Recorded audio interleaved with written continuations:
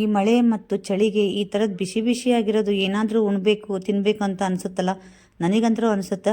ಹಾಗಂದರೆ ನಾನು ಏನು ಮಾಡ್ತಿದ್ದೇನೆ ಅಂದರೆ ಬಿಸಿ ಬಿಸಿ ಬಿರಂಜಿಯನ್ನು ಮಾಡ್ತಿದ್ದೀನಿ. ಈ ಬಿರಂಜಿಯನ್ನು ಬಿಸಿ ಬಿಸಿ ಅಂತ ಹೇಳಿದ್ರೇ ಚೆನ್ನಾಗಿರ್ತೈತಿ, ಯಾಕಂದರೆ ಬಿಸಿ ಬಿಸಿಯಾಗಿರೋದನ್ನೇ ಊಟ ಮಾಡಬೇಕು. ವಿಡಿಯೋ ನೋಡುತ್ತಿರುವ ಎಲ್ಲ ನನ್ನ ವ್ಯೂವರ್ಸ್ಗೂ ನಮಸ್ಕಾರಗಳು. ನಾನು ನಾಗವೇಣಿ ರಾಜ. ನಿಮ್ಮೆಲ್ಲರ ದಿನ ನಗುವಿಂದ ಸ್ಟಾರ್ಟ್ ಆಗಿ ನಗುವಿಂದ ಎಂಡ್ ಆಗಲಿ. ನೋಡಿರಿ, ಇಲ್ಲಿ ನಾನು ಬಿರಂಜಿಯನ್ನು ಮಾಡ್ತಾ ಇದ್ದೀನಲ್ಲ, ಇದು ಬಿಸಿ ಬಿಸಿಯಾಗಿರೋದನ್ನ ಯಾಕೆ ಊಟ ಮಾಡಬೇಕು ಅಂತಂದರೆ, ಇದು ಆರಿದ ಮೇಲೆ ಬೆಣ್ಣೆ ಎಲ್ಲ ಹಾಕಿರ್ತಾವಲ್ಲ, ಇದೆಲ್ಲ ಅದು ಬೆಣ್ಣೆ ಎಲ್ಲ ಮತ್ತೆ ಕರಗಿದ್ದೆಲ್ಲ ಗಟ್ಟಿಯಾಗಿಬಿಟ್ಟು ಅದು ಟೇಸ್ಟ್ ಹೋಗ್ತೈತಿ. ಅದಕ್ಕೆ ಬಿಸಿ ಬಿಸಿ ಇರೋ ಬಿರಂಜಿ ಅನ್ನನ ಅಂತಲೇ ಹೇಳ್ತೀನಿ. ಹೀಗೆ ಹೊಗೆ ಆಡ್ತಾ ಇರೋದು ಈ ಚಳಿಗೆ ತಿಂತಾ ಇರಬೇಕಂದ್ರೆ ತುಂಬ ಖುಷಿ ಅಲ್ಲದೇನ ಫುಲ್ ಹೆಲ್ದಿ, ಮತ್ತು ಹಾಗೆ ಊಟ ಮಾಡಿದ್ವಿ ಅನ್ನೋ ಒಂದು ನೆಮ್ಮದಿ, ಒಂದು ಸಮಾಧಾನ ಇರ್ತೈತಿ ಅಂತಂದ್ರೆ ಸುಳ್ಳಲ್ಲ ನೋಡ್ರಿ. ಹಾಗಾದರೆ ನಾನು ಬಿಸಿ ಬಿಸಿ ಬಿರಂಜಿನ ಯಾವ ರೀತಿ ಮಾಡಿದ್ದೀನಿ, ಏನೇನೆಲ್ಲ ಹಾಕಿದ್ದೀನಿ ಅಂತ ನೋಡ್ಕೋಬೇಕಂದ್ರೆ ವಿಡಿಯೋ ಸ್ಕಿಪ್ ಮಾಡಬೇಡಿ.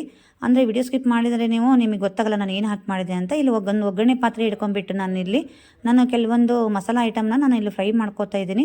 ನಾನು ಇಲ್ಲಿ ಕ್ವಾಂಟಿಟಿ ಕಡಿಮೆ ಮಾಡ್ತಾರಿಂದ ನಾನು ಒಗ್ಗರಣೆ ಪಾತ್ರೆ ಇಟ್ಕೊಂಡಿದ್ದೀನಿ. ನಾನಿಲ್ಲಿ ಅರ್ಧ ಸ್ಪೂನು ಕೊತ್ತಂಬರಿ ಕಾಳು ತೊಗೊಂಡಿದ್ದೀನಿ. ಇದನ್ನು ಸ್ವಲ್ಪ ಹುರ್ಕೋಬೇಕು, ಗಮ್ ಅಂತ ವಾಸನೆ ಬರೋವರೆಗೂ.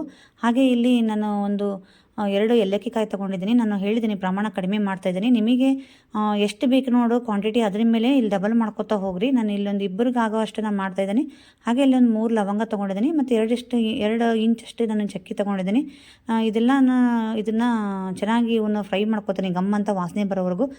ಸೀದಿಸ್ಬೇಡ್ರಿ, ಚೆನ್ನಾಗಿ ಸಿಮ್ಮಾಗಿ ಉರಿ ಇಟ್ಕೊಂಡ್ಬಿಟ್ಟು ಇದನ್ನು ಸ್ವಲ್ಪ ಕೈ ಆಡಿಸ್ತಾ ಈ ಥರ ಫ್ರೈ ಮಾಡ್ತಾಯಿದ್ದು ಸೀದ್ ಹೋಗಲ್ಲ. ಹಾಗೆ ಮತ್ತು ಇದು ಫ್ರೈ ಆಗ್ತಿದ್ದಂಗೆ ನಾವು ಇದನ್ನು ಫ್ಲೇಮನ್ನು ಬಂದ್ ಮಾಡಿಬಿಡೋಣ. ಬಂದ್ ಮಾಡ್ಕೊಂಡು ಇದು ತಣ್ಣಗೆ ಹಾಕಿಬಿಡೋಣ. ಇದು ಮಿಕ್ಸಿಲಿ ಹಾಕೋಬೇಕು. ಹಾಗೆ ನಾನು ಇಲ್ಲಿ ಏನು ಮಾಡಿದ್ದೀನಿ ಅಂತಂದರೆ, ಇಲ್ಲಿ ಅಕ್ಕಿನ ನಾನು ತೊಳೆದು ಒಂದು ಅರ್ಧ ಗಂಟೆ ನಾನು ನೆನೆ ಇಟ್ಕೊಂಡಿದ್ದೀನಿ. ನಾನು ಒಂದು 10 ನಿಮಿಷ ಆಯಿತು. ಇದನ್ನು ಆ್ಯಕ್ಚುಲಿ ಅರ್ಧ ಗಂಟೆ ಆಗಬೇಕಿದ್ದು, 10 ನಿಮಿಷ ಆಯಿತು. ಇದೆಲ್ಲ ಮಸಾಲೆ ರೆಡಿ ಮಾಡ್ಕೊಳೋ ಅಷ್ಟೊತ್ತಿಗೆ, ಇದೆಲ್ಲ ಫ್ರೈ ಮಾಡ್ಕೊಳೋ ಅಷ್ಟೊತ್ತಿಗೆ ಒಂದು ಆರಾಮಾಗಿ ಒಂದು ಅರ್ಧ ತಾಸು ಆಗುತ್ತೆ. ನಾನು ಅಲ್ಲಿ ಏನು ಮಾಡಿದ್ದೀನಿ, ಅಕ್ಕಿನ ನಾನು ಬಾಸುಮತಿ ಅರ್ಧ ಮತ್ತು ಸೋನಾ ಮಸೂರಿ ಅರ್ಧ ಹಾಕ್ಕೊಂಡಿದ್ದೀನಿ. ನೀವು ಬರೀ ಬಾಸುಮತಿಯಿಂದ ಬೇಕಾದರೂ ಮಾಡ್ಕೊಳ್ರಿ, ಸೋನಾ ಮಸೂರಿಯಿಂದ ಬೇಕಾದರೂ ಮಾಡ್ಕೊಳ್ರಿ. ನಾನು ಎರಡೂ ಅರ್ಧ ಲೋಟ ಹಾಕಿಬಿಟ್ಟು ನಾನು ತೊಳೆದ್ಬಿಟ್ಟು ನಾನು ನೆನೆಲಿಕ್ಕೆ ಇಟ್ಟಿದ್ದೀನಿ. ಈಗ ಅದು ಪೌಡ್ರೆಲ್ಲ ತಣ್ಣಗಾಗೈತಿ. ನಾನು ಇಲ್ಲಿ ಮಿಕ್ಸಿ ಜಾರ್ ತೊಗೊಂಡ್ಬಿಟ್ಟು ನಾನು ಅದು ಪೌಡ್ರನ್ನ ಹಾಕ್ಕೊಂಡು ನಾನಿಲ್ಲಿ ಅದನ್ನು ಪೌಡ್ರ್ ಮಾಡ್ಕೊಂಬರ್ತೀನಿ. ಹಾಗೆ ಇಲ್ಲಿ ಕುಕ್ಕರ್ನೂ ಕೂಡ ಇಟ್ಟಿದ್ದೀನಿ ನೋಡಿರಿ. ಇಲ್ಲಿ ಈ ಬಿರಂಜಿ ಅನ್ನಕ್ಕೆ ಮೇನ್ ಇಂಗ್ರೀಡಿಯೆಂಟಪ್ಪ ಏನಪ್ಪ ಅಂದರೆ ಬೆಣ್ಣೆ ಇಲ್ಲದೆ ಬಿರಂಜಿನ ಮಾಡೋಕ್ಕಾಗಲ್ಲ. ಬಿರಂಜಿ ಅನ್ನ ಅಂದ್ರೆ ಬೆಣ್ಣೆ ಹಾಕಿ ಮಾಡೋದಕ್ಕೆ ಬಿರಂಜಿ ಅನ್ನ ಅಂತೀವಿ. ಇದು ಹಾವೇರಿ ಡಿಸ್ಟಿಕ್ಕು, ನಮ್ಮ ತವ್ರ ಮನೆ. ಅಲ್ಲಿ ರಾಣೆಬೆನ್ನೂರು, ಬ್ಯಾಡಗಿ, ಸುತ್ತಮುತ್ತ ಹಿರೇಕೆರೂರು ಅಲ್ಲೆಲ್ಲ ಇದ್ರದ್ದು ಫೇಮಸ್ಸು. ಆ ಕಡೆ ಹಾವೇರಿ ಬಿರಂಜಿ ಅನ್ನ ಅಂತಲೇ ಹೇಳ್ಬೋದು. ಇದನ್ನು ಅಷ್ಟು ಚೆನ್ನಾಗಿ ಮಾಡ್ತಾರೆ ಅಲ್ಲಿ ಇದು ಫಂಕ್ಷನ್ಸ್ ಎಲ್ಲ ಇರುತ್ತಲ್ಲ, ಅಲ್ಲಿ ಸೈಡ್ ಡಿಶ್ ಆಗಿ ಅಥವಾ ಈ ಚಿತ್ರಾನ್ನ, ಪಲಾವ್ ಎಲ್ಲ ಯಾವ ಥರ ಮಾಡ್ತಾರೆ ನೋಡು, ಆ ಥರ ಬಿರಂಜಿಯನ್ನು ಮಾಡಿರ್ತಾರೆ. ಭಾಳ ಚೆನ್ನಾಗಿ ಮಾಡ್ತಾರೆ. ಇದನ್ನು ವೆರೈಟಿ ಬೇರೆ ಬೇರೆ ಟೈಪ್ ಮಾಡ್ತೀವಿ. ನಾನು ಆ್ಯಕ್ಚುಲಿ ಕೊಬ್ಬರಿ ರುಬ್ಬಿ ಹಾಕಿನೂ ಅದರಲ್ಲೇ ಎಲ್ಲ ಮಸಾಲ ಹಾಕಿನೂ ಮಾಡ್ತೀವಿ ನಾವು. ಅಮ್ಮ ಎಲ್ಲ ಆ ಥರನೇ ಮಾಡ್ತಾಯಿದ್ರು. ಹಾಗೆ ನಾವು ಇಲ್ಲೇ ಇತ್ತಿತ್ತಲಾಗೆ ಹಾಗೆ ಮಾಡ್ತಾ ಸ್ಪೆಷಲಾಗಿ ಬೇರೆ ಬೇರೆ ರೀತಿ ಮಾಡ್ತಾಯಿದ್ದೀವಿ. ಇದಕ್ಕೆ ಬೆಳ್ಳುಳ್ಳಿ, ಜೀರಿಗೆ ಮತ್ತು ಜಾಸ್ತಿ ಇರಬೇಕು ಸ್ವಲ್ಪ, ಅಂದರೆ ಚೆನ್ನಾಗತ್ತೆ. ನಾನು ಇಲ್ಲಿ ಏನು ಮಾಡಿದ್ದೀನಿ ಅಂದರೆ ಒಂದು 8-10 ಗೋಡಂಬಿನ ಸ್ಲೈಸಾಗಿ ಕಟ್ ಮಾಡಿಕೊಂಡು ಅದನ್ನು ನಾನು ಗೋಡಂಬಿನ ಹಾಕೋತಾ ಇದ್ದೀನಿ, ಚೆನ್ನಾಗಾಗ್ತೈತಿ ಅಂತಂದು ಹೇಳಿ. ಚೆನ್ನಾಗಿ ಇದು ಗೋಲ್ಡನ್ ಫ್ರೈ ಆಗಬೇಕು. ಗೋಲ್ಡನ್ ಫ್ರೈ ಆದಮೇಲೆ ನಾವಿಲ್ಲಿ ಜೀರಿಗೆನ ಹಾಕೋಣ. ನಾನಿಲ್ಲಿ 1 ಲೋಟದ ಅಕ್ಕಿ ಅಷ್ಟೇ ಮಾಡ್ತಾಯಿರೋದ್ರಿಂದ, ಕ್ವಾಂಟಿಟಿ ಕಡಿಮೆ ಮಾಡ್ತಾ ಇರೋದ್ರಿಂದ ನಾನು ಸ್ವಲ್ಪ ಹಾಕ್ಕೊಂಡಿದ್ದೀನಿ. ನೀವು ನೋಡಿಕೊಂಡು ನಿಮಗೆ ಎಷ್ಟು ಕ್ವಾಂಟಿಟಿ ಬೇಕು ಮತ್ತು ಟೇಸ್ಟಿಗೆ ಅನುಸಾರವಾಗಿ ನೀವೆಲ್ಲ ಹಾಕೋತಾ ಬರ್ರಿ. ಇದನ್ನು ನೀವು 4 ಮಂದಿಗೆ ಮಾಡಬೇಕಂದ್ರೆ ಡಬಲ್ ನಾನು ಏನು ಹಾಕಿದ್ದೀನಿ ಡಬಲ್ ಮಾಡ್ಕೊತ ಬರ್ರಿ. ಇಲ್ಲ ಹಾಗೆ ನಾನು ಇಲ್ಲಿ ಜೀರಿಗೆ ಹಾಕಿದ ಮೇಲೆ, ಜೀರಿಗೆ ಚೆನ್ನಾಗಿ ಫ್ರೈ ಆದಮೇಲೆ ನಾನು ಇಲ್ಲಿ 2 ಚಕ್ರ ಮಗ್ಗ ಹಾಕಿದ್ದೀನಿ. ಮತ್ತು ಇಲ್ಲಿ ಬೆಳ್ಳುಳ್ಳಿ ಇದಕ್ಕೆ ಜಾಸ್ತಿ ಬೇಕು. ಆ ಬೆಳ್ಳುಳ್ಳಿನ ಚೆನ್ನಾಗಿ ನಾನು ಸಿಪ್ಪೆ ಸುಲಿದು ಜಜ್ಜಿ ಇಟ್ಕೊಂಡಿದ್ದೀನಿ. ಒಂದು ಸ್ವಲ್ಪ ಅದು ಘಮ ಎಲ್ಲ ಅದರಲ್ಲಿ ಬರಲಿ ಅಂತ ಹೇಳಿ ಜಜ್ಜಿದ್ರೆ. ಆಮೇಲೆ ಇಲ್ಲಿ ನಾನು ಒಂದು 5-6 ಮೆಣಸಿನ್ಕಾಳು ಹಾಕ್ಕೊಂಡಿದ್ದೀನಿ, ಬ್ಲ್ಯಾಕ್ ಪೇಪರನ್ನು. ಇಲ್ಲಿ ನಾನು ಬೆಳ್ಳುಳ್ಳಿ ಜಜ್ಜಿ ಇಟ್ಕೊಂಡಿದ್ದೀನಲ್ಲ, ಅದನ್ನು ಚೆನ್ನಾಗಿ ಹಾಕಿ ಇದು ಚೆನ್ನಾಗಿ ಫ್ರೈ ಆಗಬೇಕು, ಗೋಲ್ಡನ್ ಫ್ರೈ ಆಗಬೇಕು. ಬಿರಂಜಿ ಅನ್ನಕ್ಕೆ ಬೆಳ್ಳುಳ್ಳಿ, ಬೆಣ್ಣೆ, ಜೀರಿಗೆ ಇದೆಲ್ಲ ಟೇಸ್ಟ್ ಕೊಡೋದು, ಇದು ಟೇಸ್ಟ್ ಕೊಡ್ತೈತಿ ಇದು. ಮತ್ತು ಇದು ಚೆನ್ನಾಗಿರ್ಬೇಕು. ಇದನ್ನು ಆ್ಯಕ್ಚುಲಿ ನೆಗಡಿ, ಕೆಮ್ಮು ಆರಾಮಿಲ್ದರಿಗೆಲ್ಲ ಇದು ಮಾಡಿ ಉಣಿಸ್ಬಿಟ್ರೆ ಆರಾಮಾಗ್ತಾರ ಅಂತಂದೇಳಿ, ನಮಗೆಲ್ಲ ಜ್ವರ ಬಂದು ನೆಗಡಿ ಕೆಮ್ಮು ಎಲ್ಲ ಆದಮೇಲೆ ಇದನ್ನೆಲ್ಲ ಮಾಡಿ ಕೊಡ್ತಾಯಿದ್ರು ಅಮ್ಮ ಎಲ್ಲ. ನಾವು ಅವಾಗೆಲ್ಲ ಮಾಡ್ಕೊಂಡು ಊಟ ಮಾಡ್ತಾಯಿದ್ವಿ. ಹಾಗಾಗಿ ಅದಕ್ಕೆ ಮೆಣಸಿನಕಾಳು ಅವೆಲ್ಲ ಜಾಸ್ತಿ ಹಾಕ್ತಾರೆ. ನಾನು ಮೊದಲೇ ಹೇಳ್ದಂಗೆ ಇಲ್ಲಿ ಖಾರಕ್ಕೆ ಅನುಗುಣವಾಗಿ ನಿಮ್ಮ ಟೇಸ್ಟಿಗೆ ಅನ್ಸೋರವಾಗಿ ಹಾಕ್ಕೊಳ್ರಿ. ಹಾಗೆ ನಾನು ಇಲ್ಲಿ 2 ಮೆಣಸಿನ್ಕಾಯಿನ ಉದ್ದಗೆ ಸೀಡಿ ಇಟ್ಕೊಂಡಿದ್ದೆ, ಅದನ್ನು ಹಾಕಿ ಮಿಕ್ಸ್ ಮಾಡಿದ ಮೇಲೆ ನಾನು ಈರುಳ್ಳಿನೂ ಉದ್ದುದ್ದಕ್ಕೆ ಸ್ಲೈಸ್ ಮಾಡಿ ಕಟ್ ಮಾಡಿ ಇಟ್ಕೊಂಡಿದ್ದೀನಿ. ಅದನ್ನು ಕೂಡ ಚೆನ್ನಾಗಿ ಹಾಕಿ ಫ್ರೈ ಮಾಡ್ಕೊತಿದ್ದೀನಿ. ಇವೆಲ್ಲ ಐಟಮು ಚೆನ್ನಾಗಿ ಫ್ರೈ ಆಗಬೇಕು. ಈಗ ನಾನು ಅಕ್ಕಿ ತೊಳೆದು ಇಟ್ಕೊಂಡಿದ್ನೆಲ್ಲ ಮೊದಲೇ ಅದನ್ನು ನಾನು ಇದಕ್ಕೆ ಹಾಕಿಬಿಟ್ಟು ನಾನು ಮಿಕ್ಸ್ ಮಾಡ್ಕೊತಾ ಇದ್ದೀನಿ ಚೆನ್ನಾಗಿ. ಇದು ನಿಧಾನಕ್ಕೆ ಮಿಕ್ಸ್ ಮಾಡ್ಕೊಳ್ರಿ. ಬಾಸುಮತಿನೂ ಅರ್ಧ ಇರೋದ್ರಿಂದ ಬಾಸುಮತಿ ಅಕ್ಕಿ ಬೇಗ ಕಟ್ಟಾಗಿಬಿಡ್ತಾವೆ. ಇದನ್ನು ಆಲ್ಮೋಸ್ಟ್ ಎಲ್ಲರೂ ಪಾತ್ರೆಯಲ್ಲೇ ಮಾಡ್ಕೋತಾರೆ, ಕುಕ್ಕರಲ್ಲಿ ಮಾಡೋದು ಕಡಿಮೆನೇ. ಬಟ್ ನಾನು ಯಾವಾಗಲೂ ಕುಕ್ಕರಲ್ಲೇ ಮಾಡ್ತೀನಿ. ನನಗೆ ಗೊತ್ತಾಗ್ಬಿಟ್ಟೈತೆ ಹದ ಸಿಕ್ಕತಿ.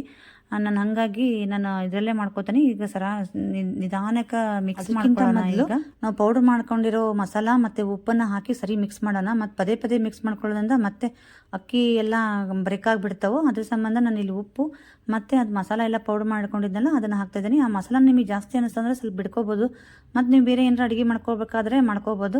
ಈ ಬಿರಂಜಿ ಅನ್ನೋದು ಮಸಾಲ ಪೌಡ್ರನ್ನ ನೀವು ರೆಡಿ ಮಾಡಿ ಇಟ್ಕೊಂಡು ನೀವು ಯಾವಾಗ ಬೇಕಾವಾಗ ಈ ಥರ ಬಿರಂಜಿನ ಮಾಡ್ಬೇಕಾದ್ರೆ ಹಾಕ್ಕೊಂಡು ಮಾಡ್ಬೋದು. ಬಟ್ ಫ್ರೆಶ್ ಆಗಿ ಮಾಡ್ಕೊಂಡ್ರೆ ಇನ್ನೂ ಚೆನ್ನಾಗಿ ಘಮ ಮತ್ತು ಟೇಸ್ಟ್ ಚೆನ್ನಾಗಿರ್ತೈತಿ ಅಂತಂದೇಳಿ ನಾನು ಫ್ರೆಶ್ ಆಗೇ ಮಾಡ್ಕೊಂಡು ತೋರಿಸಿದೆ ನಿಮಗೆ. ಇದು ನಾನು ತೋರಿಸಿದ್ನಲ್ಲ ಮಸಾಲ ಪೌಡ್ರು, ಅದನ್ನೆಲ್ಲ ಕ್ವಾಂಟಿಟಿ ಜಾಸ್ತಿ ಮಾಡಿಕೊಂಡು ಅದನ್ನು ಮಾಡಿನೂ ಎತ್ತಿಟ್ಕೋಬೋದು, ಏನು ತೊಂದರೆ ಇಲ್ಲ. ಈಗ ನಿಧಾನಕ್ಕೆ ನಾನು ಮಿಕ್ಸ್ ಮಾಡ್ತಾಯಿದ್ದೆ ನೋಡಿರಿ. ಮಿಕ್ಸ್ ಮಾಡಿ ಇದನ್ನು ಈಗ ಇದಕ್ಕೆ ನಾನು 1 ಲೋಟ ಅಕ್ಕಿಗೆ ನಾನು ಇಲ್ಲಿ 1 ಮುಕ್ಕಾಲು ಅಥವಾ 2 ಲೋಟ ನೀರನ್ನು ಹಾಕ್ಕೊಂಡು ನಾನು ಒಂದು 2 ವಿಷಲ್ ಅಷ್ಟೇ ಬರೋವರೆಗೂ ನಾನು ವೆಯ್ಟ್ ಮಾಡ್ತೀನಿ ಅಷ್ಟೇ. ಇದು ಚೆನ್ನಾಗಿ ಕುದೀತಾ ಇರಬೇಕಾದ್ರೆ ನಾನು ಮತ್ತೆ ಇಲ್ಲಿ ಬೆಣ್ಣೆ ಹಾಕ್ಕೊಂಡೆ. ಬೆಣ್ಣೆ ಹಾಕ್ಕೋಬೇಕು. ಇದು ಬೆಣ್ಣೆನೇ ಮೇನ್ ಇಂಗ್ರೀಡಿಯೆಂಟ್ ಆಗಿರೋದ್ರಿಂದ ಬೆಣ್ಣೆ ಜಾಸ್ತಿ ಹಾಕೋದ್ರಿಂದ ಟೇಸ್ಟ್ ಆಗುತ್ತೆ.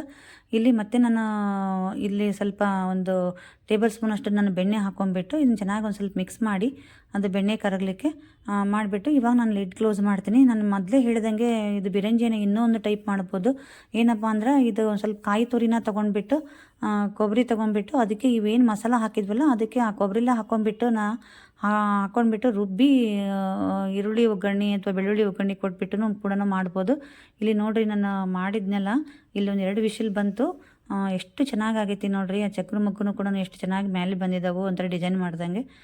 ತುಂಬ ಚೆನ್ನಾಗಿ ಉದುರಾಗಿ ಭಾಳ ಚೆನ್ನಾಗೈತಿ. ಘಮ ಘಮ ಅಂತ ವಾಸನೆ ಬೆಣ್ಣೆಯಾಗಿ ತುಪ್ಪ ಆಗಿರುತ್ತಲ್ಲ ಅದು, ಮತ್ತು ಇದು ಮಸಾಲ ವಾಸನೆ ಎಷ್ಟು ಮನೆಯೆಲ್ಲ ಪರಿಮಳ ಘಮ ಘಮ ಅಂತ. ಯಾರಾದರೂ ಮನೆಗೆ ಬಂದುಬಿಟ್ರೆ ಏನು ಮಾಡ್ತಾಯಿದ್ದೀರಿ ಅಂತ ಊಟ ಮಾಡ್ಕೊಂಡೇ ಹೋಗ್ತಾರೆ ಗ್ಯಾರಂಟಿ.